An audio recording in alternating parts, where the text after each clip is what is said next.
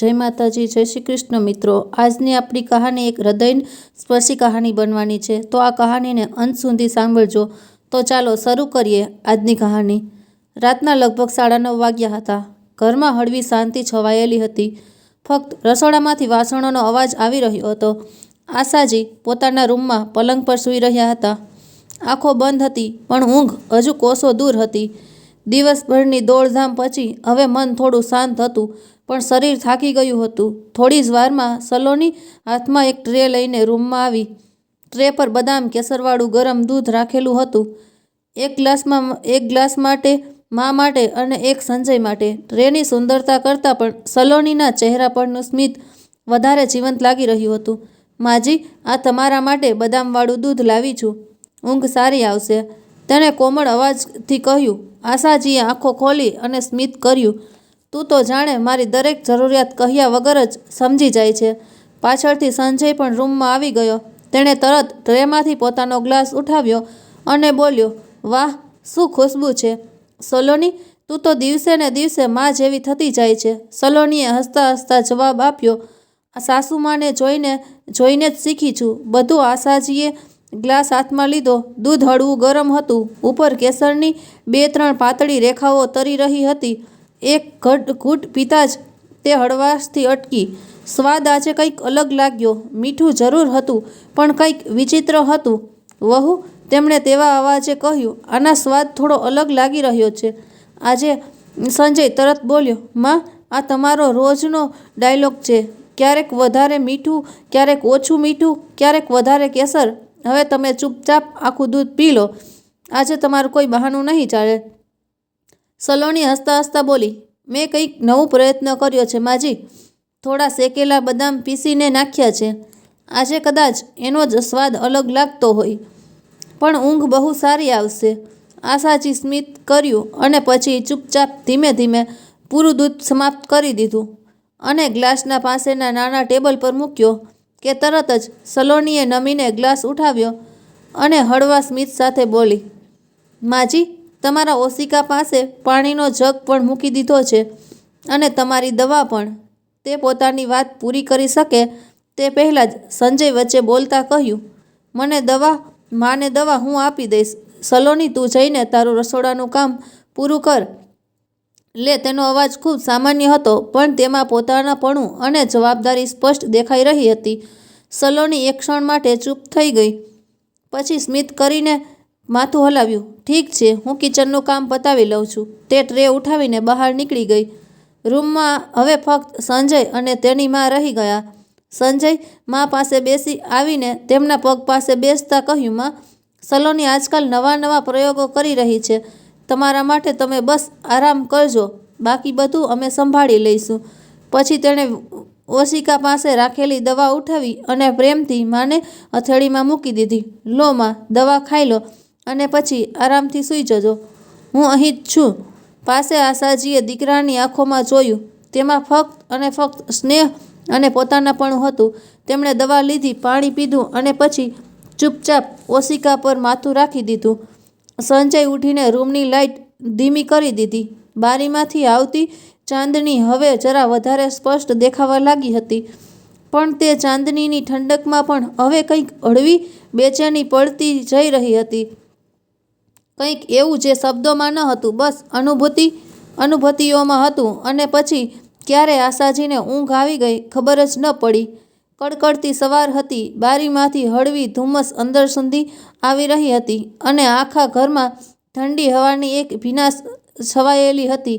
દિવાલ ઘડિયાળમાં કાંટા 7:30 પાસે જતા હતા। જ્યારે આશાજીની ઊંઘ ખુલી, તેમના હાથ ઠંડીથી સંકોચાઈ ગયા હતા, પણ ચહેરા પર એક અલગ જ તાજગી હતી। તેમણે ધીમે ધીમે રજાઈ હટાવી અને પગને જમીન પર મૂક્યા તો ઠંડી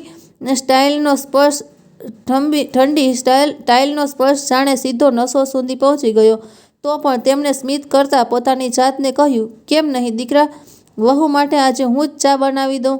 તેમણે પોતાની ઊની શાલ ઓઢી અને નરમ પગલે રસોડા તરફ ચાલ્યા। ઘર હજુ સંપૂર્ણ શાંત હતું, ફક્ત દિવાલ ઘડિયાળની ટીક ટીક અને ક્યારેક ક્યારેક દૂરથી આવતી કોઈ ગાડીનો અવાજ જ સંભળાઈ રહ્યો હતો। રસોડામાં જઈને તેમણે ગેસ ચાલુ કર્યો અને પહેલાં પાણી મૂક્યું. પછી આદુ અને ઇલાયચીની તૈયારીમાં લાગી ગયા. આદુ કૂટતા તેમના હાથ કાંપી રહ્યા હતા, પણ મનમાં વિચિત્ર ગરમાવો હતો. સલોનીને હળવી મીઠી છાપ પસંદ છે મીઠી ચા પસંદ છે અને સંજયને તેજ આદુવાળી. તેમણે પોતાની જાતને કહ્યું અને હળવું સ્મિત કરી દીધું. ધીમે ધીમે રસોડામાં ચાની ખુશ્બુ ભરાઈ આવી. સલોનીની આંખ અને ચાની વરાળે જાણે તે ઠંડી સવારમાં થોડી ગરમી ભરી દીધી હતી. આ બાજુ પથારી પર સલોનીએ પડખું બદલ્યું. ચાની ખુશ્બુ તેની નાક સુધી પહોંચી તો તેણે આંખો ખોલી. રજાઈમાંથી હાથ બહાર કાઢતા બબડી, આટલી તેજ ખુશ્બુ! આ કોણે બનાવી? તે ઉઠી અને ધીમેથી રૂમની બહાર જોયું. રસોડામાં આશાજી શાલ ઓઢીને ઊભા હતા અને મોટા પ્રેમથી ચા બનાવી રહ્યા હતા. તેણે કંઈ ન કહ્યું, બસ સામે ઊભી રહી તેમને જોતા જ રહી. ત્યારે જ આશાજીએ પાછળ જોયા વગર કહ્યું, સલોની વહુ ઉઠી ગઈ? જો આજે મેં ચા બનાવી. ઠંડી બહુ છે ને? સારું, એવું કર, સંજયને પણ ઉઠાડી દે. આશાજી જેવી ચા નાખવા લાગ્યા પણ તેમના હાથ ધ્રુજી રહ્યા હતા. તેમણે સલોનીને અવાજ દીધો, વહુ, ચા તો બની ગઈ છે, પણ જરા તું કપમાં નાખી દે. સંજયને ગરમ ગરમ ચા આપજે, અને હા, મારા માટે ફક્ત અડધો કપ જ નાખજે. હવે વધારે ચા પીવાતી નથી. સલોનીએ ચૂપચાપ કંઈ કહ્યા વગર કપ ઉઠાવ્યા અને ચા નાખવા લાગી. પણ તે ક્ષણે માના અવાજમાં જે થાક અને મમતાનું મિશ્રણ હતું તે કોઈના પણ દિલને સ્પર્શી શકે તેમ હતું. છતાંય સંજય હજુ રૂમમાં જતો તેણે માની તરફ જોયું, કામતા હાથ, અને તો પણ દીકરાને ગરમ ચા આપવાની ચિંતા. તે કઈ ક્ષણે તેમને જોતો રહ્યો, પછી સ્મિત કરીને બોલ્યો, માં, તારા હાથની ચા મારા આખા દિવસની ગરમી છે. આશાજી કંઈ ન બોલ્યા. બસ તેમની આંખોમાં ચમક આવી ગઈ, જાણે દીકરાનો એક વાક્ય બધો થાક ઉતારી ગયો. ચાનો કપ હાથમાં લઈને આશાજીએ ધીમેથી સંજયની તરફ જોયું અને કહ્યું, દીકરા, શું તું મને એકવાર ડૉક્ટર પાસે લઈ જઈ શકે છે? સંજય શોકતા તરફ જોયો. શું થયું માં? તમારી તબિયત ઠીક નથી? તે કંઈ વધારે પૂછે તે પહેલાં જ આશાજી હળવા સ્મિત સાથે બોલ્યા, અરે, તું એટલું કેમ ગભરાઈ જાય છે? કંઈ નથી થયું તારી માને. બસ 3-4 દિવસથી માથામાં હળવો દુખાવો થઈ રહ્યો છે. વિચાર્યું ડૉક્ટર પાસેથી દવા લઈ લઉં. ત્યારે જ પાસે બેસેલી સલોની સ્મિત કરતા બોલી, માજી, હું તમને ડૉક્ટર પાસે લઈ જઈશ. તેમની પાસે તો એમ પણ બહુ કામ રહે છે. આટલું સાંભળતા જ સંજયનો ચહેરો કડક થઈ ગયો. તે મક્કમ અવાજે બોલ્યો, પણ સલોની, મારા માટે સૌથી પહેલાં મારી મા છે. થોડીવાર મૌન રહ્યા પછી આશાજીએ વાતને સંભાળતા કહ્યું, એમ પણ ઠીક જ કહી રહી છે વહુ, હું તેની સાથે જ ચાલી જઈશ. આ સાંભળી સલોની થોડું સ્મિત કરી. પણ મિત્રો, સલોનીના હાસ્ય પાછળ શું હતું? કદાચ તે સત્ય જે હજુ કોઈને ખબર જ ન હતું. બપોરનો સમય હતો. હળવો તડકો આંગણામાં ફેલાયો હતો અને હવામાં હજુ પણ ઠંડક બાકી હતી. આશાજી અને સલોની ડૉક્ટર પાસે દવા લઈને ઘરે પાછા ફર્યા. ઘરે તો આવી ગયા હતા, પણ આશાજીના મનમાં હજુ પણ ચિંતા બની રહી હતી. વારંવાર ડૉક્ટરની તે વાત તેમના કાનોમાં ગૂંજી રહી હતી, જે તેમણે બહાર બેસીને સાંભળી હતી. જ્યારે તેમનું ચેકઅપ થઈ ગયું હતું અને તેઓ બહાર રાહ જોઈ રહ્યા હતા, ત્યારે સલોની ડૉક્ટરના રૂમમાં અંદર ગઈ હતી. દરવાજો સંપૂર્ણ બંધ ન હતો. ત્યારે જ આશાજીના કાનોમાં હળવો અવાજ પડ્યો, જેમ મેં તમને જણાવ્યું હતું તેમ બસ તેવી જ દવા આપજો, પણ ધ્યાન રહે, આના પર મારું નામ ન આવવું જોઈએ. તે અવાજ ડૉક્ટરનો હતો. આશાજી સ્તબ્ધ રહી ગયા. તેમણે માથું ઝુકાવી લીધું. કંઈ સમજાઈ રહ્યું ન હતું. શું તેમણે ખરેખર આ જ સાંભળ્યું કે તેમનો વહેમ હતો? તેમના દિલે કહ્યું, નહીં સલોની, આ ન હોઈ શકે. પણ મગજ હવે સવાલોથી ભરાઈ ગયું હતું.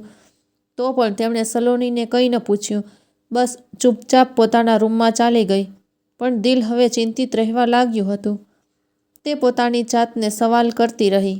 ક્યારેક પોતાના મનનો ડર પણ તો આપણને અવાજો સંભળાવવા લાગે છે. કદાચ તે જ થયું હોય. સલોની જો કંઈ ખોટું કરી રહી હોય તો આટલા પોતાનાપણાથી મારી સેવા કેમ કરતી?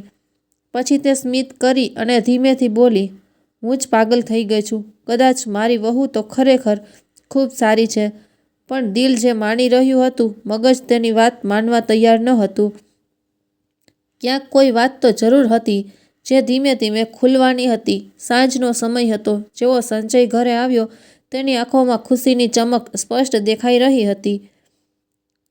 તેણે સીધો માના રૂમ તરફ રસ્તો લીધો. અંદર જતાં જ સ્મિત કરતા બોલ્યો, માં, જણાવું તમારા હાથમાં શું છે? આશાજી કંઈ કહે તે પહેલાં જ સલોની ત્યાં આવી ગઈ. તેની નજર સંજયના હાથમાં પડેલા નાના ડબ્બા પર પડી અને તે ચોંકતા બોલી, અરે વાહ, આટલી સુંદર અને એ પણ સોનાની બુટ્ટીઓ શું મારા માટે છે? સંજય સ્મિત કરીને બોલ્યો, નહીં, આ મારી પ્યારી મા માટે છે. જોને, મા જેવી જ પણ તમને પસંદ છે. જાડી જાડી બુટ્ટીઓ, બિલકુલ જેવી જ તેવી જ લાવ્યો છું. આશાજીએ બુટ્ટીઓને મોટા પ્રેમથી હાથમાં લીધો. આંખોમાં ભીનાશ અને મીઠું સ્મિત બંને હતા. માં, જણાવને, કેવી લાગી? સંજયની વાત સાંભળી આશાજી બોલી, ખૂબ સુંદર છે દીકરા, પણ આ તો બહુ મોંઘી લાગી રહી છે. સંજયે તરત જ કહ્યું, માં, તમારા સામે એમની શું કિંમત? સલોની શાંત હતી, પણ તેની આંખોમાં કંઈક બીજું જ ચાલી રહ્યું હતું. 1 મહિનો વીતી ગયો હતો. જાન્યુઆરીની ઠંડી સાંજ હતી. આશાજી રોજની જેમ ઘરની બહાર બનેલા નાના બગીચામાં ફરી રહ્યા હતા. ઠંડી હવાના હળવા ઝોકા તેમના દુપટ્ટા સાથે રમી રહ્યા હતા. ત્યારે તેમની નજર એક ખૂણામાં ઊભેલી પોતાની વહુ સલોની પર પડી. તે કોઈ અજાણ્યા યુવક સાથે વાત કરી રહી હતી. આશાજીને નવાઈ લાગી. તેમણે થોડું વધારે ધ્યાનથી જોવાનો પ્રયત્ન કર્યો, પણ કંઈ સમજાયું નહીં. તે ધીમેથી બગીચાની પથ્થરની બનેલી બેન્ચ પાછળ છુપાઈ ગઈ. તેમનું મન ચિંતિત થઈ ઉઠ્યું. આખરે સલોની આ સમયે આ અજાણ્યા સાથે શું વાત કરી રહી છે? ત્યારે તે યુવકે પોતાની જેકેટના ખિસ્સામાંથી એક સફેદ કાબર કાઢ્યું અને સલોનીના તરફ વધાર્યું. સલોનીએ આજુબાજુ જોયું, પછી કવર લીધું. છોકરો ત્યાંથી જઈ ચૂક્યો હતો. આ બધું જોઈને આશાજીનું મન વધારે વ્યાકુળ થઈ ગયું. તેમના મનમાં ઘણા સવાલો એકસાથે ઉમટવા લાગ્યા. આખરે આ છોકરો કોણ હતો? તેણે કવર કેમ આપ્યું? અને આમાં એવું શું છે જે સલોની આટલી ખુશ થઈ રહી છે? હા, બધું એવું જ થઈ રહ્યું છે જેમ પ્લાન કર્યું હતું. આ અવાજ સલોનીનો હતો. ત્યારે સલોનીના મોંમાંથી કંઈક એવું નીકળ્યું જેને સાંભળીને તેમની રૂહ કંપી ઉઠી. તે સ્તબ્ધ ઊભા રહી ગયા. સલોની ફોન પર વાત સમાપ્ત કરીને ત્યાંથી જઈ ચૂકી હતી, પણ આશાજી હજુ પણ તે જ જગ્યાએ પથ્થરની જેમ ઊભા હતા. આટલી કડકડતી ઠંડીમાં પણ તેમના શરીરમાંથી પરસેવો વહી નીકળ્યો. દિલ બેકાબૂ ધડકી રહ્યું હતું અને શરીર એક વિચિત્ર ધ્રુજારીથી ભરાઈ ઉઠ્યું હતું. તેમણે પોતાને કોઈ રીતે સંભાળ્યા. કાંપતા પગલે ઘર તરફ વધ્યા અને ધીમે ધીમે પોતાના રૂમમાં પહોંચ્યા. દરવાજો બંધ કર્યો અને ચૂપચાપ રજાઈ ઓઢીને પથારી પર સૂઈ ગયા. આંખો ખુલ્લી હતી, પણ ત્યાં આંખોમાં હવે ઊંઘની જગ્યાએ ડર અને સંદેહ હતો. તેમણે કોઈને કંઈ ન કહ્યું, અહીં સુધી કે પોતાના દીકરા સંજયને પણ નહીં. સલોનીએ સમય સૂચકતા સમયે રસોડામાં હતી અને કદાચ તેને જરા પણ અંદાજો ન હતો કે તેની સાસુ આશાજીએ તેની બધી વાતો સાંભળી લીધી હતી. મિત્રો, આખરે એવું શું સાંભળી લીધું હતું આશાજીએ, જેણે તેમની આત્માને હચમચાવી દીધો હતો? શું તેમની વહુનો કોઈ રાજ છે જે હવે તેમના સામે આવી ગયો છે? તેમની નજર બારીમાંથી ઝાંકતી તે રાતની ખાડી પર ટકેલી રહી, પણ મગજમાં વારંવાર તે જ અવાજ ગુંજી રહ્યો હતો જે તેમણે સાંભળ્યો હતો. તે જ અવાજ જેણે તેમની આત્મા સૂંધીને હલાવી દીધી હતી. થોડીવાર પછી જ્યારે સલોની દૂધ લઈને રૂમમાં આવી, તો આશાજીએ પોતાને સામાન્ય બતાવવાનો પૂરો પ્રયત્ન કર્યો. માજી, દૂધ પી લો, હળવું ગરમ છે, શરદીમાં સારું રહેશે. આશાજીએ સ્મિત કરવાનો પ્રયત્ન કર્યો, પણ તે હાસ્ય એકદમ નિરાશ હતું. તેમણે માથું હલાવ્યું અને ફક્ત એટલું કહ્યું, મૂકી દે, પછી પી લઈશ. સલોનીએ તેમને ધ્યાનથી જોયા, પણ કંઈ પૂછ્યા વગર જ ચાલી ગઈ. દરવાજો બંધ થતાં જ આશાજીએ પોતાની સાડીના પલ્લામાંથી આંખો લૂછી લીધી. પછી તેમણે ઓશિકામાં મોઢું છુપાવી લીધું અને ચૂપચાપ રડવા લાગી. આશાજીની આંખોમાં ઊંઘનું નામ નિશાન પણ ન હતું. અડધી રાત વીતી ચૂકી હતી, પણ તેમના અંદરનું તોફાન થમવાનું નામ નહોતું લઈ રહ્યું. રજાઈ ઓઢીને તેઓ વારંવાર પડખા બદલી રહ્યા હતા. જાણે શરીર તો પથારી પર હતું, પણ મન ક્યાંક બીજે ભટકી રહ્યું હતું. દિલમાં એક અનકહ્યો ડર હતો, મનમાં ઘેરાતો શક અને મગજમાં સેંકડો સવાલો કઈ તોફાનની જેમ ઉમડ-ઘુમડ કરી રહ્યા હતા. ક્યારેક તેઓ આંખ બંધ કરતા તો અંદરની ચિંતા વધારે વધી જતી. ભૂલવાને લાખ પ્રયત્નો કર્યો, પણ દર વખતે તે જ શક, તે જ અવાજો, તે જ ઝાલકો આંખો સામે ઘૂમી જતી. અચાનક જાણે અંદર જો કોઈ નિર્ણય તેમના સામે આવીને ઊભો રહી ગયો હોય. તેમણે ઊંડો શ્વાસ લીધો. આંખોમાંનો ભાવ બદલાઈ ગયો અને તે વધારે દ્રઢ દેખાવા લાગી. રજાએ એક તરફ સરકાવી દીધી અને ધીમેથી ઉઠીને બેસી ગયા. તે ક્ષણે તેમની મુદ્રા બદલાયેલી હતી. આશાજીએ હવે નિર્ણય કરી લીધો હતો કે બહુ થઈ ગયું. તેમના મને કહ્યું, હવે હું ચૂપ નહીં રહું. 2 દિવસ પછી જ્યારે આખું ઘર ઊંડી ઊંઘમાં ડૂબેલું હતું, બહાર ઠંડી હવાઓ બારીઓને ખખડાવી રહી હતી, પણ આશાજી શાંતિથી પોતાના રૂમમાં બેઠા હતા. તેમની આંખો લાલ હતી, વાળ વેરવિખેર હતા અને હાથોમાં તે જૂની ઢીંગલી જેણે તેમણે વર્ષો પહેલાં ક્યાંક કબાટમાં મૂકી દીધી હતી. ધીમે ધીમે તે તેની સાથે વાતો કરવા લાગી. તો તે ફરી આવી છે, તે જ ચૂડેલ મને મારશે. તેણે એકદમ માસૂમ સ્મિત સાથે ઢીંગલીને ગળે લગાવી, જાણે કોઈ નાની દીકરી કરી રહી હોય. તે જ વખતે બહારથી અવાજો સલોની દૂધ લઈને રૂમ પાસે પહોંચી અને જેવી અંદર જોયું, થંભી ગઈ. માજી, તમે આ શું કરી રહ્યા છો? તે ધીમેથી બોલી. આશાજીએ ગરદન હલાવી. તેમની આંખોમાં ડર, માસૂમિયત અને થોડું પાગલપણું સ્પષ્ટ દેખાઈ રહ્યું હતું. ચૂપ, તે મને મારવા આવી છે. તું જોઈ રહી છે ને રાધા, આ દર રાતે મને હેરાન કરે છે. તે ઢીંગલી સાથે વાતો કરતી રહી. સલોની ખુશ થઈ રહી હતી. જે તે ઈચ્છતી હતી હવે તે જ થઈ રહ્યું હતું. હવે આ પાગલ થઈ ગઈ છે. સંપૂર્ણપણે તે મનોમન બબડી અને દૂધ આપ્યા વગર જ પાછી ફરી ગઈ. પણ તેના ચહેરા પર કોઈ દયા ન હતી, પરંતુ તે એક વિચિત્ર સંતોષ હતો. ઈધર રૂમમાં બેઠેલી આશાજીએ જેવી તેની પડછાઈ જતી જોઈ, તેમના હોઠો પર એક હળવી મુસ્કાન આવી ગઈ. ચાલ દીકરા, તારો ખેલ હવે શરૂ થયો છે. અને મારો પણ. સવારના લગભગ 8 વાગ્યા હતા. સંજય તૈયાર થઈને નીચે ડ્રોઈંગ રૂમમાં બેઠો જ હતો કે કિચનમાંથી અવાજ આવ્યો. સંજય, જરા જો તો, માં ઉઠી ગઈ છે કે શું? છાશ ઠંડી થઈ ગઈ જશે, ચા ઠંડી થઈ જશે. હા, જોઉં છું, કહેતા તે માના રૂમ તરફ વધ્યો. રૂમ અંદરથી ખુલ્લો હતો. હળવો તડકો બારીમાંથી છલકાઈને અંદર આવી રહ્યો હતો. પણ સામેનો નજારો જોઈને સંજય થંભી ગયો. આશાજી જમીન પર બેઠા હતા. હાથમાં એક જૂનું ઓશીકું લઈને તેની સાથે વાત કરી રહ્યા હતા. નહીં, તું નહીં જતો. બધા મને છોડીને જતા રહ્યા છે. હવે તો તું પણ જઈશ કે શું? પછી અચાનક રડવા લાગ્યા. મને એકલી નહીં છોડીશ ને? સંજય ગભરાઈ ગયો. માં, આ શું કરી રહ્યા છો તમે? આ ઓશિકા ઉપર સામું, પણ તેમની આંખોમાં વિચિત્ર ખાલીપો હતો, જેને તે ઓળખી જ ન રહ્યો હોય. પછી ધીમેથી બોલી. તું કોણ છે? તું પણ આવી ગયો મને લઈ જવા? નહીં, મને નહીં લઈ જા માં. સંજય તેમના પાસે ઝૂક્યો. માં, શું થયું છે તમને? હું શું સંજય, તમારો દીકરો? આશાજી તેમની તરફ તાકી રહી, પછી એક ઝટકામાં મોઢું ફેરવી લીધું. નહીં, તું નથી મારો દીકરો. તો મને બહુ પ્રેમ કરે છે. તું નહીં હોઈ શકે. સંજયના ચહેરાનો રંગ ઉડી ગયો. તે પોતાની માને ઉઠાવીને પથારી પર બેસાડવા લાગ્યો. ત્યારે પાછળથી સલોની આવી ગઈ. હાથમાં ચાની ટ્રે લીધી. શું થયું? તેણે બનાવટી ચિંતા બતાવતા પૂછ્યું. સંજય ઈશારાથી ચૂપ રહેવા કહ્યું. કંઈ ગડબડ લાગી રહ્યું છે. માં મને ઓળખતી નથી. ચાલો. સલોનીએ નજર ઝુકાવી લીધી. તેના મનની ખુશી તેના ચહેરા પર દેખાઈ રહી હતી. મનમાં વિચાર્યું, સારું છે, અસર શરૂ થઈ ગઈ છે. સંજય મને રજાઈ ઓઢાડીને બહાર આવ્યો અને સોફા પર બેસી ગયો. કપાળ પર હાથ રાખીને વિચારવા લાગ્યો. થોડીવાર પછી સલોની તેની પાસે આવીને બેસી ગઈ અને ધીમેથી તેનો ખંભો સ્પર્શતા બોલી. સંજય, તો ઠીક છે.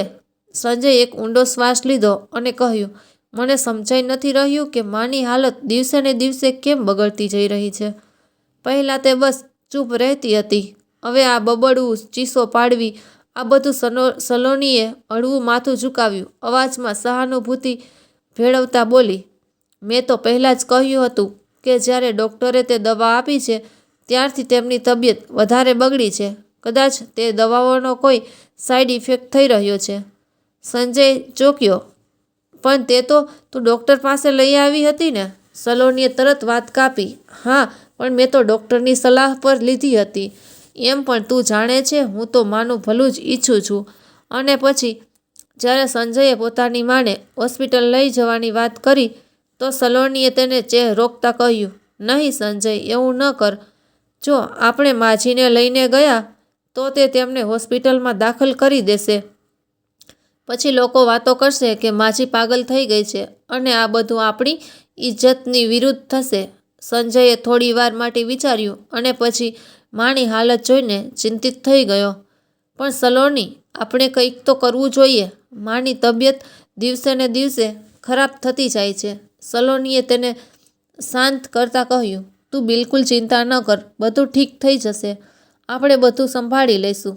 અત્યાર માટે આપણે માને ઘરે જ આરામ કરવા દઈશું અને પછી જો જરૂર પડી તો આપણે તેમને હોસ્પિટલ લઈ જશું. સંજય સલોનીની વાત માની લીધી, પણ તેને મનમાં હજુ પણ ચિંતા અને અસમજ હતી. તે પોતાની મા પાસે બેસી ગયો અને તેમના પગ દબાવવા લાગ્યો. સંજય થોડી વાર ચૂપ રહ્યો. તેના ચહેરા પર મૂંઝવણ સ્પષ્ટ હતી, પણ તેને આ વાતનો અંદાજ ન હતો કે તેની પત્નીના ચહેરા પર જેમ માસૂમિયત હતી તેના પાછળ કેટલું ઝેર છુપાયેલું હતું. તે જ તેની મા તેની આ હાલત જોઈ મનોમન બોલી, મને ખબર છે દીકરા, તને કેટલી તકલીફ થઈ રહી છે. પોતાની માને આ હાલતમાં જોઈને પણ, દીકરા, અત્યારે હું તને કંઈ નથી જણાવી શકતી. બીજા દિવસે સવારે દરવાજા પર દસ્તક થઈ. સલોનીએ જેવો દરવાજો ખોલ્યો, સામે પોતાની માસી સાસુ ગીતાજીને જોઈને ચોંકી ગઈ. પણ પછી તેમણે સામાન્ય કરતાં સ્મિત કરતા બોલી, અરે માસીજી, તમે આવ્યા? અચાનક ખબર તો આપતા હું તમને લેવા આવી જાત. ગીતાજીએ સ્મિત કરતા કહ્યું, જો પહેલાં જણાવી દે તો તને સરપ્રાઈઝ કેવી રીતે આપત? વહુ, અને આ આશા દેખાઈને રહી નથી. અરે હા, હું તો ભૂલી જ ગઈ. તે તો મંદિરે ગયા હશે. કંઈ પણ કહો વહુ, તારી સાસુમાં હજુ પણ કેટલી હિંમત છે. આટલી ઠંડીમાં પણ સવારે સવારે મંદિર ચાલી જાય છે. મારા બસની વાત તો નથી. સલોની કંઈ કહે તે પહેલાં જ ગીતાજી બોલી પડ્યા, ચાલ હવે તો ગરમ ગરમ ચા બનાવી દે. વહુ, જ્યાં સુધી હું ફ્રેશ થઈ જાઉં છું. ત્યારે જ સંજય પણ ત્યાં આવી ગયો અને પોતાની માસીને જોઈને ખુશ થતા તેમની પાસે આવ્યો. નમીને તેમના પગ સ્પર્શતા બોલ્યો, માસી, કેમ છો તમે? તમને અચાનક અહીં જોઈને મને બહુ ખુશી થઈ. એમ પણ મને તમારી બહુ યાદ આવી રહી હતી. ગીતાજી સ્મિત કરતા બોલ્યા, સારું, યાદ આવી રહી હતી તો ફોન જ કરી લેત. સંજય હજુ કંઈ વધારે કહે ત્યાં જ અંદરથી આશાજીનો તેજ છીંક સંભળાય. નહીં, મને તમારો અવાજ એટલો તેજ હતો કે સંજય દોડતો માના રૂમ તરફ ગયો અને પાછળ ગીતાજી અને સલોની પણ દોડી. જેવી ગીતાજી રૂમમાં પહોંચ્યા, પોતાની બહેનની હાલત જોઈને દંગ રહી ગયા. પથારી પર બેઠેલા આશાજી કાંપી રહ્યા હતા, આંખોમાં ડર અને ચહેરા પર પરસેવો. ગીતાજી એક ક્ષણ માટે જાણે પથ્થરના થઈ ગયા. ગીતાજી દોડીને આશાજી પાસે પહોંચ્યા. તેમણે નમીને પોતાની બહેનનો ચહેરો પકડ્યો અને બોલ્યા, દીદી, આ તમને શું થઈ ગયું છે? કોનાથી ડરી રહ્યા છો? હું છું તમારી બહેન ગીતા. જુઓ મારી તરફ. આશાજીનો ચહેરો કાંપી રહ્યો હતો, જાણે કોઈ ડરના સપનામાંથી હમણાં જ જાગ્યા હોય. તેઓ એકધારું સંજયને જોઈ રહ્યા હતા અને તેમના હોઠોમાંથી બસ એક જ વાત નીકળી, મોકલો મને ત્યાં, હું પાગલ નથી. ગીતાજીએ ચોંકીને સંજય તરફ જોયું. સંજય, આ શું કહી રહી છે તારી મા? અને આ બધું ક્યારથી ચાલી રહ્યું છે? સંજય નજર ઝુકાવી લીધી, પછી ધીમા અવાજે બોલ્યો, કેટલાક દિવસથી માની હાલત આવી થતી જાય છે. પાછી ક્યારેક અચાનક ચીસો પાડે છે, ક્યારેક રડવા લાગે છે. હું ડૉક્ટરને બતાવવા ઈચ્છતો હતો, પણ સલોનીએ તરત વાત કાપી. પણ માસી, આપણે ક્યાં લઈ જતા? જો ક્યાંક દાખલ કરી દેવામાં આવ્યા તો શું સમાજ નહીં કહે કે મા પાગલ થઈ ગઈ છે? ગીતાજીની આંખો કંઈક ક્ષણ માટે સલોની પર ટકેલી રહી, પણ ગીતાજીના મનમાં પણ કંઈક બીજું જ હતું. તેમણે આશાજીની તરફ જોયું, પછી તેમના માથા પર હાથ ફેરવતા બોલ્યા, તું ચિંતા ન કર હવે હું આવી ગઈ છું ને, બધું ઠીક થઈ જશે. પણ તેમના ચહેરા પર ચિંતાની રેખાઓ ઘેરી થતી જઈ રહી હતી. ગીતાજીએ ધીમે ધીમે આશાજીના માથા પર સ્નેહથી હાથ ફેરવતા કહ્યું, દીદી, હવે હું અહીં જ રહીશ. જ્યાં સુધી તું સંપૂર્ણપણે ઠીક ના થઈ જા, હું ક્યાંય નહીં જઈશ. તેમના અવાજમાં તે પોતાનો પણ ઉભરો હતો. તે ફક્ત બહેનોના સંબંધમાં હોય છે, નિસ્વાર્થ, મજબૂત અને સાચું. તે સાથે જ પાસે જ ઊભેલી સલોની હળવાશથી સ્મિત કરી, પણ તેમના હાસ્યમાં એક સંકોચ, એક સહજતા સ્પષ્ટ દેખાઈ રહી હતી. અરે માસી, તમે કેટલા દિવસ માટે આવ્યા છો? મેં તો વિચાર્યું હતું 2-4 દિવસ બસ. ગીતાજીએ તેની આંખોમાં જોતા હળવા સ્મિત સાથે જવાબ આપ્યો. નહીં વહુ, જ્યાં સુધી મારી બહેનની તબિયત ઠીક નહીં થઈ જતી, હું અહીં જ રહીશ. એમ પણ હવે તેને સારી દેખભાળની જરૂર છે, અને તે દેખભાળ મારાથી વધારે સારી રીતે કોઈ કરી શકતું નથી. તું મારી ચિંતા ન કર, હું મારી બહેન પાસે જ રહીશ. તેની સાથે આ બધું સાંભળીને પાસે જ ઊભેલો સંજય, જે માની હાલતને લઈને અંદર તૂટી રહ્યો હતો, એક ઊંડો શ્વાસ લઈને બોલ્યો, માસી, તમે સાચું કહી રહ્યા છો ને? તમે અહીં જ રહેશો? હવે જ્યારે તમે છો તો મને બહુ રાહત મળી રહી છે. હું મને આવી રીતે નથી જોઈ શકતો, પણ હવે લાગી રહ્યું છે કે બધું ઠીક થઈ જશે. સલોનીએ સ્મિત કરતા કહ્યું, હા બિલકુલ માસી, તમે છો તો અમને સંકોચ, અમને પણ સારું રહેશે. ગીતાજીએ સંજયના ખભા પર હાથ રાખ્યો. દીકરા, તારે પોતાની માની ચિંતા કરવાની હવે કોઈ જરૂર નથી. હું છું ને, હવે બધું ઠીક થઈ જશે. સંજય ભાવુક થઈને ગીતાજીના હાથ પકડી લીધા, અને એક ક્ષણ માટે તેની આંખો ભીની થઈ ઉઠી. આશાજીને ઊંઘ આવી ચૂકી હતી. ગીતાજીએ પ્રેમથી બહેનની તરફ જોયું, અને પછી ધીમા અવાજે બોલી, ચાલો દીદી, સૂઈ ગઈ છે, હવે તેમને આરામ કરવા દો. પછી તેમણે પાસે ઊભેલા સંજય તરફ જોયું અને સ્મિત કરતા કહ્યું, અને તું જણાવ, આજે તારે ઓફિસ નથી જવાનું કે શું? આ પછી ગીતાજીએ એક નજર સલોની પર નાખી, જે ચૂપચાપ એક ખૂણામાં ઊભી હતી. ચહેરા પર હળવી ચીડ છુપાવતા ગીતાજી હળવા વ્યંગથી સ્મિત કરી અને બોલ્યા, અને વહુ, તું હજી સુધી અહીં જ છે? તો ચા પણ સાથે લઈને આવી જાત, કે હજુ સુધી ઊંઘ નથી ઉડી? ત્યાં સલોનીએ જબરદસ્ત સ્મિત કરવાનો પ્રયત્ન કર્યો, પણ ગીતાજીની વાતોમાં જે તીખાપણું હતું તે સ્પષ્ટ અનુભવ થઈ રહ્યું હતું. રાતનો સમય હતો. ઘરમાં બધા લોકો ડાઇનિંગ ટેબલ પર બેસીને જમી રહ્યા હતા. વાતાવરણ સાદગીભર્યું હતું, પણ એક અણધાર્યો તણાવ હજુ પણ હવામાં તરી રહ્યો હતો. ગીતાજી આશાજીને પ્રેમથી જમાડી રહ્યા હતા, અને સંજય વારંવાર પોતાની માની તરફ જોઈ રહ્યો હતો, જાણે ખાતરી કરવા માંગતો હોય કે માં ખરેખર ઠીક છે. તે જ સમયે સલોનીએ પોતાનું હાસ્ય મોટી ચાલાકીથી છુપાવતા કહ્યું, માજી, એક વાત પૂછું? તમને ડર નથી લાગતો માસીના પાગલપણાથી? એક ક્ષણ માટે ટેબલ પર શાંતિ છવાઈ ગઈ.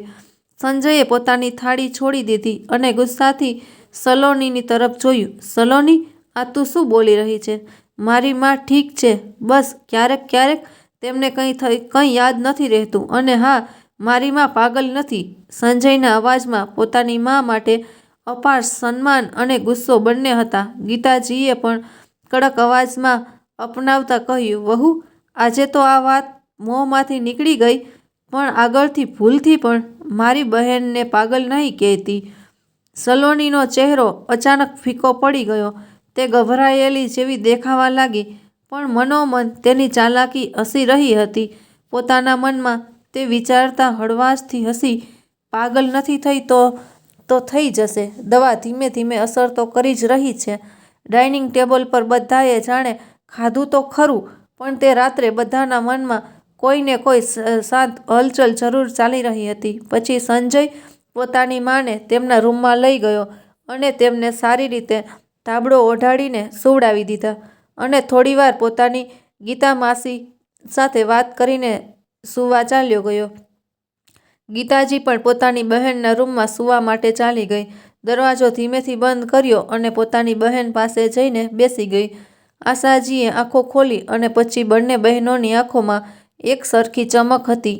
આશાજીએ ધીમેથી આંખો ખોલી અને બંનેની નજર એકબીજા પર પડી. ગીતાજીએ બહુ ધીમેથી કહ્યું, દીદી, બહુ એવું જ થઈ રહ્યું છે જેવું તમે વિચાર્યું હતું. હવે આગળ શું? આશાજીએ હળવાશથી માથું હલાવ્યું અને પછી બોલી, હવે સમય છે મારી વહુને તેની જ ભાષામાં જવાબ આપવાનો. તું બસ એમ જ બધું જોતી રહે. પણ સલોનીને ખબર ન પડવી જોઈએ કે તેને કંઈ પણ ખબર છે. આશાજીના આ કહેવા પછી બંનેની આંખોમાં એક જ ઉદ્દેશ્ય હતો, સચ્ચાઈને સામે લાવવી અને વહુની કાવતરાનો પર્દાફાશ કરવો, જે એક માને પાગલ સાબિત કરી દેવા ઈચ્છતી હતી. આ દરમિયાન આશાજીને તે જૂના ક્ષણ યાદ આવી ગયો જ્યારે તેમણે નિર્ણય લીધો અને ફોન કર્યો હતો. ગીતા, તું અહીં મારી પાસે આવી જા. ગીતાએ કહ્યું, શું થયું દીદી? બધું ઠીક તો છે ને? આશાજીએ ઊંડો શ્વાસ લીધો અને કહ્યું, કંઈ ઠીક નથી અહીં, અને જો તોય મોડું કરી દીધું તો પોતાની બહેનને ખોઈ દઈશ. અને હા, આ વાત કોઈને ન કહેતી, સંજયને પણ નહીં. તેમ પણ બહુ પ્રેમ કરે છે મને. જો તને કંઈ પણ ખબર પડી તો તે ખબર નહીં શું કરી બેસશે. પછી આશાજીએ ધીમેથી ગીતાજીને પૂછ્યું, શું તું ક્યાંથી કોઈ ગુપ્ત કેમેરાની વ્યવસ્થા કરી શકે છે? આ સાંભળીને ગીતાજીએ કહ્યું, હા, હું લઈને જ આવી જઈશ, તમે ચિંતા ન કરો. હજુ આ બધી વાતો આશાજી વિચારી જ રહ્યા હતા કે ત્યારે ગીતાજીએ કહ્યું, દીદી, જણાવો ને હવે આગળ આપણે શું કરવાનું છે? આશાજીએ ગીતાજીની તરફ જોયું અને ધીમેથી કહ્યું, બસ તું કાલ કોઈ પણ રીતે મને મંદિર લઈ ચાલ. ત્યાં જ હું તને બધું જણાવીશ. અને આપણે જે કરવાનું છે તે સવારનો હળવો તડકો બારીમાંથી રૂમમાં ઉતરી રહ્યો હતો. સલોની હમણાં જ ઉઠી હતી. આંખો હજુ પણ અર્ધ ખુલ્લી હતી ત્યારે તેની નજર પડી. ગીતાજી 2 કપ ચા ટ્રેમાં લઈને આશાજીના રૂમ તરફ જઈ રહી હતી. સલોનીએ જરા નવાઈથી પૂછ્યું, માસીજી, આ તમે ચા બનાવી? ગીતાજી સ્મિત કરતા બોલ્યા, વહુ, જો તને પણ ચા પીવી છે તો રસોડામાં તપેલીમાં રાખી છે, લઈ લે. અને સંજયને પણ આપી દેજે. અમને તો જરા જલ્દી હતી. તારા માજીને દવા પહેલાં ચા જોઈતી હતી. સલોની થોડી ખચકાઈ. માસીજી, તમે તકલીફ કેમ લીધી? હું બનાવી દેતી ને. ત્યારે પાછળથી સંજયનો અવાજ આવ્યો. તે હસતા હસતા આવ્યો અને મજાકને અવાજમાં બોલ્યો, સલોની, તને શું ખબર મારી માસીની બનાવેલી ચામાં શું જાદુ છે? જે પણ પીવે છે બસ દીવાનો થઈ જાય છે. ગીતાજીએ હસતા તેના ગાલ પર હળવી થપ્પડ મારી. ઓહો, હવે બસ કર તું. ચાલ, તારી ચા લઈને આવી જા દીદીના રૂમમાં. બધા સાથે બેસીને પીએ છીએ. સંજય હસતા હસતા માથું હલાવ્યું અને ચા લેવા ચાલ્યો ગયો અને સલોની ત્યાં જ ઊભી રહી ગઈ. હાસ્ય અને મૂંઝવણની વચ્ચે મનોમન વિચારવા લાગી. ફિગર ચા સમાપ્ત થતાં જ ગીતાજીએ હળવાશથી આશાજી તરફ જોયું અને પછી બોલી, દીદી, ચલો હવે તૈયાર થઈ જાવ. મંદિર પણ તો જવાનું છે ને? આશાજીએ ધીમેથી માથું હલાવ્યું અને ઉઠીને બેસી ગઈ. તેમના ચહેરા પર એક અલગ જ ઠેરાવ અને આત્મવિશ્વાસ હતો, જાણે આજે કંઈક મહત્વનું થવાનું હોય. સલોની જરા ચોંકતા બોલી, માજી, આટલી સવારે સવારે મંદિર, કોઈ વિશેષ પૂજા છે કે શું? ગીતાજી હસ્યા. બસ એમ જ મન થયું ભગવાનના દર્શન કરવાનું, અને દીદીનું પણ મન થોડું હળવું થઈ જશે. જેવી ગીતાજી અને આશાજી તૈયાર થઈને બહાર નીકળવા લાગ્યા, સંજય થોડો પરેશાન થતાં બોલ્યો, માસી, તમને તો ખબર છે માની તબિયત અચાનક બગડી જાય છે. આવા સમયે તમે એકલા કેવી રીતે સંભાળશો?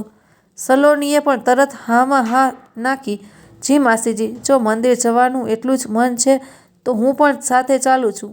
ગીતાજીએ સંજયના ખભા પર હાથ રાખીને હસતા કહ્યું, દીકરા, તું ચિંતા ન કર. તારી માં બિલકુલ ઠીક છે. અને હા, તારી માને હવે કંઈ નહીં થાય. અને વહુ, તારું સાથે ચાલવું હજુ જરૂરી નથી. આશાજીએ પણ સંજયની તરફ જોતા ધીમા અવાજે કહ્યું, સંજય દીકરા, આજે મારું મન છે ભગવાન સામે કંઈક સમય પસાર કરવાનું. બધું ઠીક રહેશે. તું બસ પોતાની માસી પર ભરોસો રાખજે. સંજય મા અને માસીની આંખોમાં જોયું. ત્યાં ડર નહીં, એક વિચિત્ર આત્મવિશ્વાસ હતો. તેણે ધીમેથી માથું હલાવ્યું. ઠીક છે માં, તમે લોકો ધ્યાન રાખજો.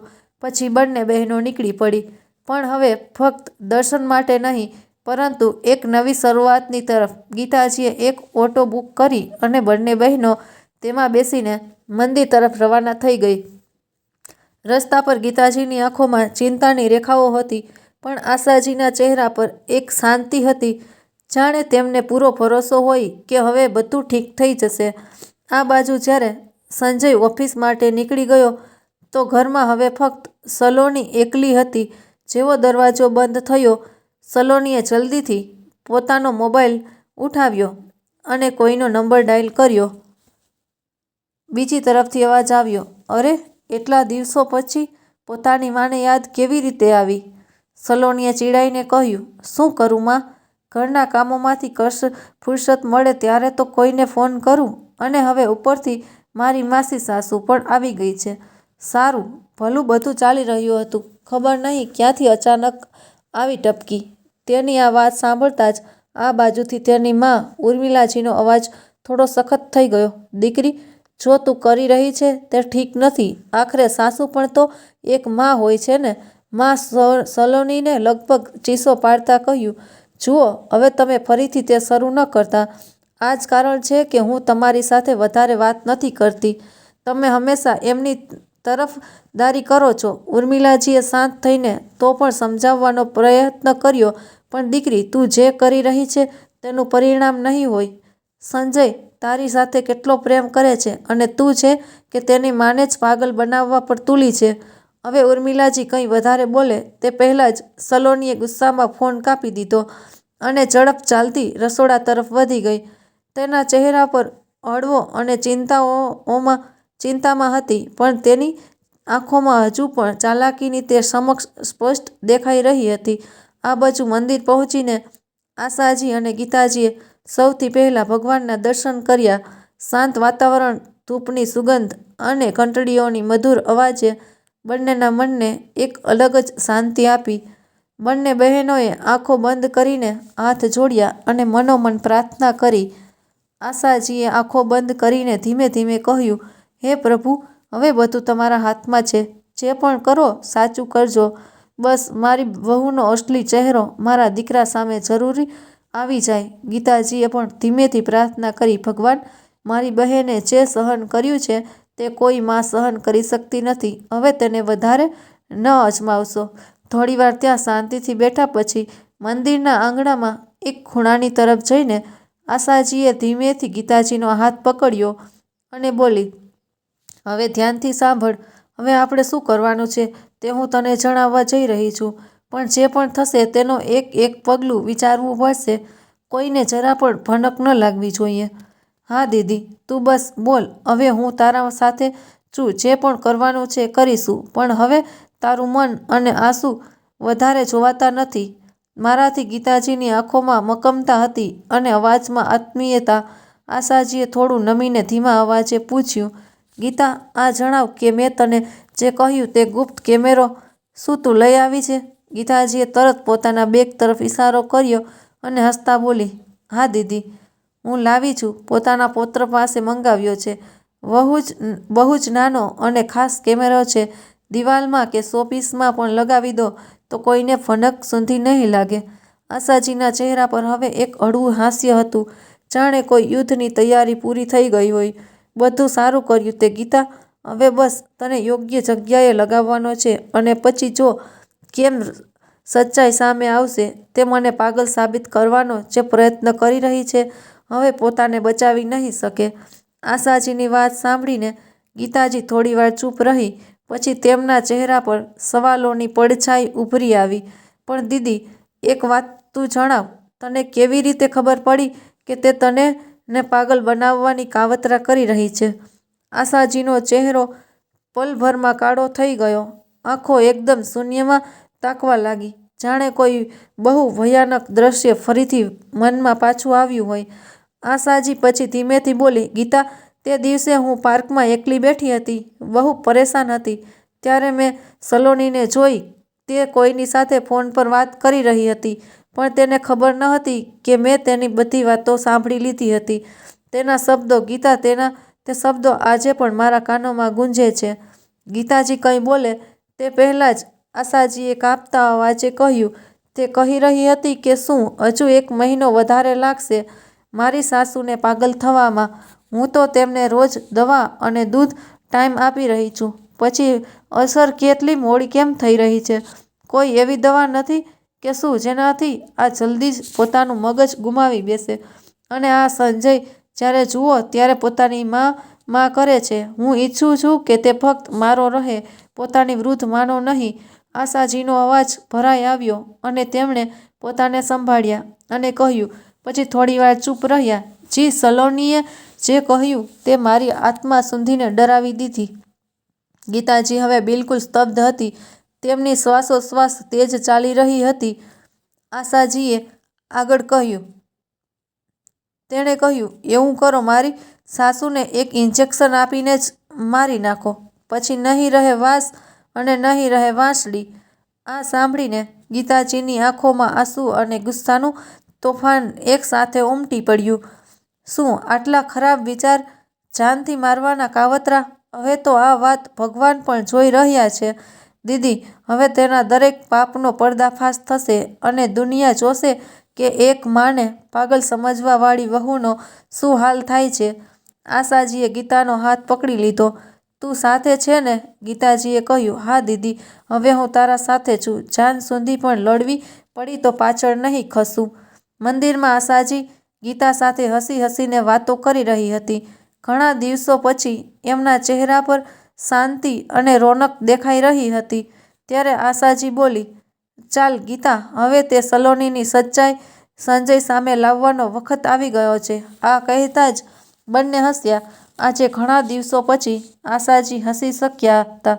પછી ગીતાજીએ હાથ જોડીતા ભગવાનની મૂર્તિની તરફ જોયું અને ધીમેથી કહ્યું, હે પ્રભુ, હવે અમારા સાથે ન્યાય કરજો. મારી દીદી સાથે બહુ અન્યાય થઈ ચૂક્યો છે. હવે બંને બહેનોનું મન એક જ લક્ષ્ય તરફ પર કેન્દ્રિત હતું, સચ્ચાઈનો પર્દાફાશ કરવો.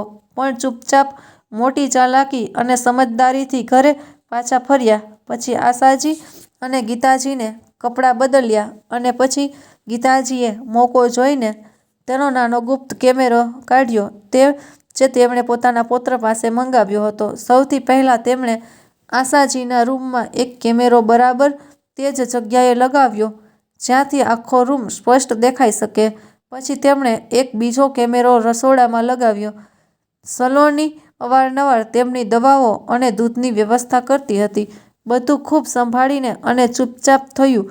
કોઈને કાનોકાન ખબર ન પડી. બીજા જ દિવસે એક એવો મોકો આવ્યો જેની તેમને રાહ હતી. જ્યારે આશાજી અને ગીતાજી પોતાના રૂમમાં હતા અને સંજય ઓફિસ જઈ ચૂક્યો હતો, ત્યારે જ સલોનીની માં ઉર્મિલાજીનો ફોન આવ્યો. સલોની રસોડામાં દૂધમાં કંઈક મિલાવી જ રહી હતી કે તેણે ફોન રિસીવ કર્યો અને તે આખી વાતચીત રસોડામાં લાગેલા કેમેરામાં રેકોર્ડ થઈ ગઈ. સલોની ગુસ્સામાં બોલી, માં, તમે ફરી ફોન કરી લીધો? ઘરના કામોમાંથી ફુરસત મળે ત્યારે કોઈ વાત કરું. ઉપરથી હવે આ માસી સાસુ પણ ખબર નહીં ક્યારે જશે અહીંથી. ઉર્મિલાજી થોડા નરમ અવાજમાં બોલ્યા, દીકરી, જો તું જે કરી રહી છે તે ઠીક નથી. આખરે સાસુ પણ તો માં જેવી હોય છે ને. સલોની ગુસ્સામાં બોલી, માં, હવે તમે શરૂ ન થઈ જતા. આ જ કારણ છે કે હું તમને તમારી સાથે વધારે વાત નથી કરતી. અને હા, જે હું કરી રહી છું તે મારા સારા માટે જ છે. અને રહી તમારા લાડલા જમાઈની વાત, તો તેને તો આગળ પાછળ પોતાની માં જ નજર આવે છે. આ વાતચીત સંપૂર્ણ રીતે રેકોર્ડ થઈ ગઈ હતી. પણ સલોની આ વાતથી અજાણ હતી અને વળી આજે આશાજીની આંખો ભીની થઈ ગઈ. પણ આ વખતે ડર નહીં. હવે બહુ જલ્દી તેમની પાસે પુરાવા હશે અને હવે સચ્ચાઈને છુપાવી અશક્ય હતું. મિત્રો, શું હવે સલોનીનો સચ્ચાઈ સંજય સામે આવી શકશે કે કોઈ નવો વળાંક આવવાનો છે? ઘરનું વાતાવરણ બિલકુલ શાંત હતું. ગીતાજી અને સંજય સાથે બજાર ગઈ હતી. સલોનીને લાગ્યું કે આ યોગ્ય મોકો છે જ્યારે તે પોતાના સાસુ સાથે 2 વાતો કરી શકે છે, અથવા એમ કહો કે પોતાનું અસલી રૂપ ફરીથી બતાવી શકે છે. આશાજી પોતાના પલંગ પર સૂઈ રહી હતી, જાણે તેમને કંઈક અલગ અનુભવ થઈ રહ્યો હોય કે તોફાન આવવાનું છે. ત્યારે દરવાજો ખોલ્યો અને સલોની ચાની ટ્રે લઈને અંદર આવી. લો માજી, તમારા માટે ચા લાવી છું, સલોનીએ મુસ્કુરાતા કહ્યું, પણ તેની મુસ્કાનમાં એક વિચિત્ર ચાલાકી દેખાઈ રહી હતી.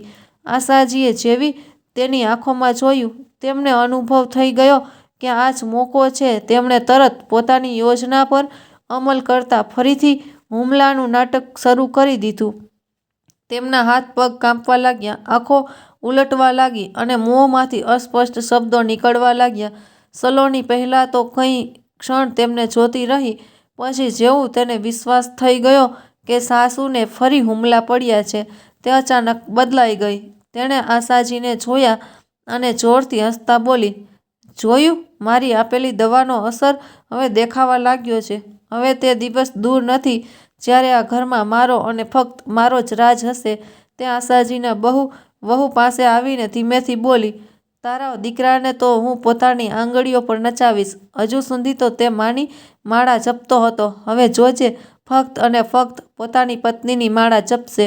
આટલું કહીને તે જોરથી હસી અને પછી તેણે કંઈક એવું કર્યું જેને જોઈને કોઈને પણ આત્મા કાંપી જાય. સલોનીએ પોતાની સાસુને પગથી જોરદાર ધક્કો માર્યો, જેનાથી આશાજી પલંગ પરથી નીચે પડી ગયા. ચાલ પાગલ, ક્યાંય નહીં કહીને તે જોરથી દરવાજો ખોલીને રૂમમાંથી નીકળી ગઈ, જાણે તેને કોઈ ડર જ ન હોય. રૂમમાં આવી ફરીથી શાંતિ છવાઈ ગઈ. આશાજીએ કંઈક ક્ષણ પછી ધીમે ધીમે ઉઠતા ચારે બાજુ જોયું. તેમનો શ્વાસોશ્વાસ તેજ ચાલી રહ્યો હતો, પણ તેમની આંખોમાં આંસુની સાથે એક શાંતિ પણ હતી. તેણે ચૂપચાપ જઈને તે નાનો ગુપ્ત કેમેરો બંધ કર્યો અને સાવચેતીથી તેને એક કપડામાં લપેટીને કબાટમાં છુપાવી દીધો. હવે તેમની પાસે પુરાવા હતા, સલોનીની અસલિયતનો, તેની કાવતરાનો, તેના ઈરાદાનો. હવે તે દિવસ દૂર નથી જ્યારે બધાની સામે આ વહુનો નકાબ ઉતરવાનો હતો.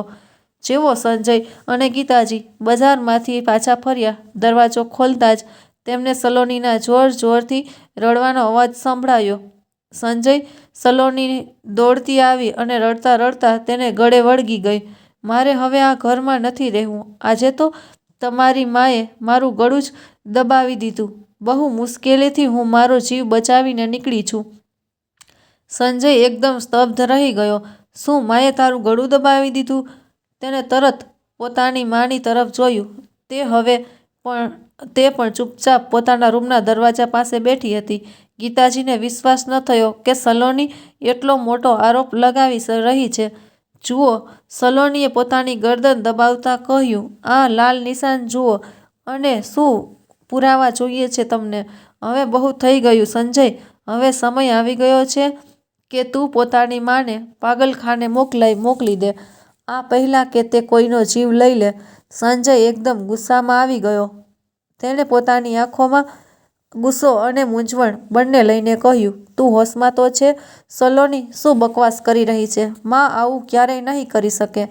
ગીતાજી ગુસ્સાથી કાંપતી સલોનીની તરફ વધી અને બોલી, તને શરમ આવવી જોઈએ સલોની, આવી કાવતરા, આવી નીચ હરકતો. પણ સલોની પણ ત્યાં રોકાવાનું નામ નહોતી લેતી. તે વળીને બોલી, માસીજી, તમે અમારા ઘરેલું મામલાઓમાં દખલ ન આપો તો જ સારું રહેશે.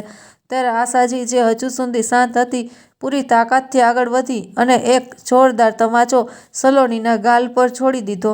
ચૂપ, ખબરદાર, મારી બહેન વિશે એક પણ શબ્દ કહ્યું તો બહુ સાંભળી લીધું તારું નાટક. સલોની સ્તબ્ધ રહી ગઈ. તેને વિશ્વાસ જ ન થયો કે તેની સાસુએ તેને તમાચો માર્યો છે. તેના ચહેરા પર ડર અને આંચકો બંને સ્પષ્ટ દેખાઈ રહ્યા હતા. ત્યાં ઊભેલા સંજયે જેવી પોતાની માને આ રૂપમાં જોઈ, સંપૂર્ણપણે હોશમાં, સખત અને આત્મવિશ્વાસથી ભરેલી, તેની આંખોમાંથી આંસુ નીકળી પડ્યા. તે દોડીને પોતાની મા પાસે ગયો અને કાંપતા અવાજે બોલ્યો, માં, તમે તો બિલકુલ ઠીક છો, પણ સલોની કહી રહી હતી કે તમે પાગલ થઈ ગયા છો. આશાજીએ તેની તરફ જોયું, પછી ભરાયેલા અવાજે બોલી, સાચું કહ્યું, આને પાગલ બનાવવામાં તો કોઈ કસર છોડી ન હતી. આને બસ ચાલતો તો આજે તારી માં કોઈ પાગલખાનાની સળિયાઓ પાછળ હોત. સલોની હવે રડવા લાગી કે તમે શું બોલી રહ્યા છો? આવું કંઈ નથી. પણ સંજય હવે લાલ પીળો થઈ ગયો થઈ ગયો હતો. તેને પોતાના કાનો પર વિશ્વાસ નહોતો થઈ રહ્યો. માં, તમે આ બધું શું બોલી રહ્યા છો? આશાજીએ સંજયની તરફ જોયું અને ધીમા પણ મક્કમ અવાજે બોલી, સંજય, હવે સમય આવી ગયો છે કે તું પોતાની આંખોથી બધું જો. આ તે સચ્ચાઈ છે જે હજુ સુધી નથી જોઈ શક્યો. તેમણે પોતાના રૂમમાં લાગેલા ગુપ્ત કેમેરાથી કાઢેલો મેમરી કાર્ડ પોતાની મુઠ્ઠીમાંથી બહાર કાઢીને સંજયની હથેળી પર મૂકી દીધો. ત્યાં જ ગીતાજી પણ તરત રસોડા તરફ વળ્યા અને ત્યાં છુપાયેલા બીજા કેમેરાનો મેમરી કાર્ડ પણ કાઢી લાવ્યા. ગીતાજીએ કહ્યું, આ બીજું કાર્ડ છે. રસોડામાં જે ખેલ થઈ રહ્યો હતો ને તે પણ રેકોર્ડ થયો છે. હવે નિર્ણય તું પોતે કર. સંજયે કાપતા હાથે બંને કાર્ડ પોતાના લેપટોપમાં લગાવ્યા. જેવો તેણે પહેલો વિડીયો પ્લે કર્યો, બધાની નજર સ્ક્રીન પર ટકી ગઈ.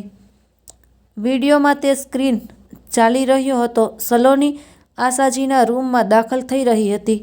પછી જેવી સલોની રૂમમાં આવી, પછી તેની ગંદી વાતો અને તેનો અસલી ચહેરો એક એક કરીને સામે આવવા લાગ્યો. જોયું, મારી આપેલી દવાનો અસર. હવે તે દિવસ દૂર નથી જ્યારે આ ઘરમાં મારો રાજ હશે.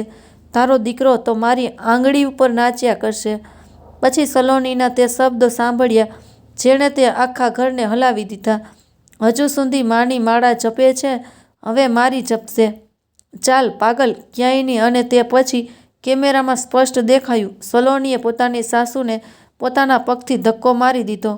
આખા ઘરમાં એકદમ શાંતિ છવાઈ ગઈ. સંજયની આંખો ફાટી રહી ગઈ. એના ચહેરા પરથી જાણે બધું લોહી ઉતરી ગયું હોય. તેણે કંઈ સમજાઈ રહ્યું ન હતું કે શું થયું, શું જોઈ રહ્યો છે અને શું અનુભવ કરી રહ્યો છે. સલોની તડપીને બોલી, આ બધું ખોટું છે. આ બંને મળીને મને ફસાવવા ઈચ્છે છે. આ બધું એમની એક ચાલ છે. પણ જેવો સંજય ગુસ્સો અને આત્મવિશ્વાસથી તેની તરફ દોરાયો, સલોનીની જીભ લડખડાઈ ગઈ. તેનો ચહેરો પીળો પડી ગયો અને તે ધીમા પગલે જઈને રૂમના એક ખૂણામાં ઊભી રહી ગઈ.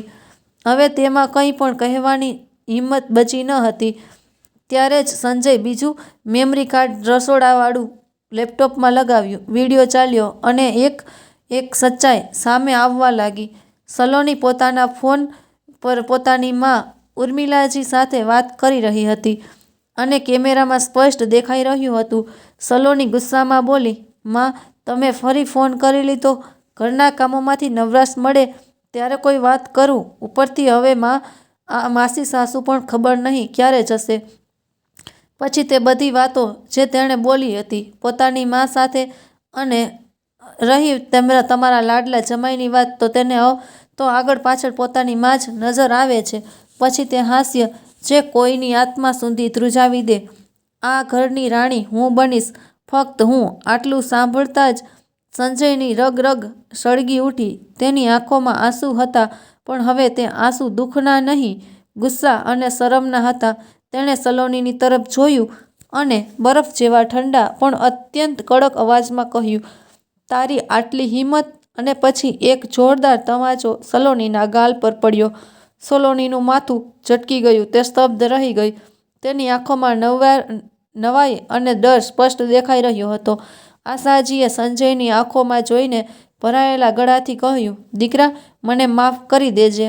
આ ઘરને તને બચાવવા માટે મને અને ગીતાને આ બધું કરવું પડ્યું, જેથી સલોનીનો અસલી ચહેરો તારા સામે આવી શકે. હવે આ તું નક્કી કર, તને શું કરવાનું છે? સંજય એમની વાત સાંભળતા ઊંડો શ્વાસ લીધો અને કડક અવાજમાં બોલ્યો, કરવાનું શું છે માં? હવે આ ઘરમાં એક ક્ષણ પણ નહીં રહી શકે. આ સાંભળતા જ સલોની આશાજીના પગમાં પડી ગઈ. માજી, મને માફ કરી દો. જે થયું તે મારી ભૂલ હતી, પણ મને આ ઘરમાંથી નહીં કાઢશો, પ્લીઝ. પણ ત્યારે સંજયે ગુસ્સામાં તેનો હાથ પકડ્યો અને કહ્યું, ગાડીમાં બેસ હવે. સલોની ડરી ગઈ હતી. કંઈ કહ્યા વગર ચૂપચાપ ગાડીમાં બેસી ગઈ. આખા રસ્તે સંજય એક શબ્દ ન બોલ્યો. ગાડીનું વાતાવરણ એકદમ શાંત હતું. ફક્ત સલોનીના હૃદયના ધબકારાનો અવાજ સંભળાઈ રહ્યો હતો. થોડીવાર પછી સંજય ગાડી સીધી સલોનીના પિયરની બહાર રોકી દીધી. ઉતરતા જ સલોનીનો હાથ પકડીને દરવાજા તરફ વધતો બોલ્યો, ચલ. સંજય હાથ છોડ દુખી રહ્યું છે. સલોની રડતા બોલી. જેવી દરવાજા સુધી પહોંચ્યા, સલોનીની માં ઉર્મિલા દરવાજો ખોલીને સામે આવી. દીકરીને આવી હાલતમાં જોઈને ચોંકી ઉઠી. અરે, આ બધું શું થઈ રહ્યું છે? સંજય તેની આંખોમાં આંખો નાખીને કહ્યું, સાંભળો, પોતાની દીકરીને અને એને ખ્યાલ રાખજો. હવે જો એને મારા ઘરમાં પગ મૂક્યો તો સારું નહીં થાય. છૂટાછેડાના કાગળો જલ્દી તમારી પાસે હશે. આટલું કહીને સંજય પાછળ જોયા વગર ત્યાંથી નીકળી ગયો. સલોનીએ ત્યાં દરવાજા પર બેસીને ફૂટી ફૂટકર રોવા લાગી. તેની માએ નારાજગીથી તેની તરફ જોયું અને કહ્યું, જોયું, એટલે જ કહેતી હતી આ બધું ન કર, પણ તને તો ફક્ત સાસુને પાગલ કરવાની પડી હતી. હવે રડ, હવે તો કંઈ નહીં વધ્યું. સલોની હવે પોતાના કાર્ય પર પસ્તાઈ રહી હતી, પણ બહુ મોડું થઈ ચૂક્યું હતું. ત્યાં જ બીજી તરફ સંજય મા પાસે પાછો ફરીને આવ્યો. આશાજીને ગળે લગાવીને રડી પડ્યો. માં, આ બધું જો તમે પહેલાં જણાવી દીધું હોત તો તમને આ દિવસ ન જોવા પડત. આશાજીની આંખોમાં પણ આંસુ હતા. તેમણે દીકરાના માથા પર હાથ રાખતા કહ્યું, દીકરા, હું ડરતી હતી કે જો મેં વહુ વિશે કંઈ કહ્યું તો તું મને જ ખોટી સમજીશ. ત્યારે જ ગીતાજી હસતા ગરમ ગરમ હલવો લઈને આવી. હવે બહુ થઈ ગયું રડવું ધોવું. બધું ઠીક થઈ ગયું છે અને આપણે ભગવાનનો આભાર માનવો જોઈએ, જેણે આપણને આવી વહુના જાળમાંથી બચાવી લીધા. આશાજીએ દીકરાને મોટા પ્રેમથી પોતાના હાથે હલવો ખવડાવ્યો. ગીતાજીએ તેમની નજર પણ ઉતારી અને બોલી, ભગવાન, આ મા દીકરાની જોડીને કોઈની નજર ન લાગી. ઘરનું વાતાવરણ હવે બિલકુલ બદલાઈ ચૂક્યું હતું. દુઃખની જગ્યાએ ખુશી આવી ગઈ હતી. સંજય હસીને ગીતા માસીને પણ પોતાના હાથે હલવો ખવડાવ્યો. આશાજીએ ભાવુક થતાં કહ્યું, ગીતા, સાચું કહ્યું, ભગવાન દરેક એકને તારા જેવી બહેન આપે. ગીતાજી પણ હસતા હસતા બોલી, અને દરેક બહેનને તમારા જેવી સમજદાર દીદી. બંને બહેનોની આંખોમાં હવે આંસુ નહીં, ફક્ત શાંતિ અને સંતોષની ચમક હતી. મિત્રો, આ કહાની એક બહુ ઊંડી સચ્ચાઈનો પર્દાફાશ કરે છે. લાલચ માણસને અંધ બનાવી દે છે. સલોનીએ પોતાના સ્વાર્થ અને લાલચમાં આવીને પોતાની સાસુને પાગલ સાબિત કરવાની કાવતરા રચી, જેથી ઘરમાં ફક્ત તેનો રાજ હોય અને તેનો પતિ ફક્ત તેનો જ બની રહે. પણ આ જ લાલચે તેને અંધ કરી દીધી અને તેણે આનું વિચાર્યું કે તે જે સંબંધોને નષ્ટ કરવાનો પ્રયત્ન કરી રહી છે તે જ તેની અસલી પૂંજી છે. પોતાના સ્વાર્થમાં તે એ પણ ભૂલી ગઈ કે પ્રેમ, સન્માન અને પોતાનાપણું જોરથી, જબરદસ્તીથી નથી મળતું. તે તો પોતાના કર્મો અને સાચા દિલથી કમાવાય છે. સલોનીએ લાલચમાં બધું ખોઈ દીધું, પોતાનું ઘર, પોતાના સંબંધો અને તે ઇજ્જત એક વહુને આખા ઘરમાં મળે છે. આ કહાની આપણને શીખવે છે કે લાલચ ભલે નાની હોય કે મોટી, તેનો અંજામ હંમેશા ખરાબ હોય છે. તમને આ કહાની કેવી લાગી? જો સારી લાગી હોય તો વિડીયોને લાઇક અને ચેનલને સબસ્ક્રાઈબ જરૂર કરજો. મળીએ આવી જ એક બીજી રસપ્રદ કહાનીમાં. ત્યાં સુધી માટે જય શ્રી કૃષ્ણ. ધન્યવાદ.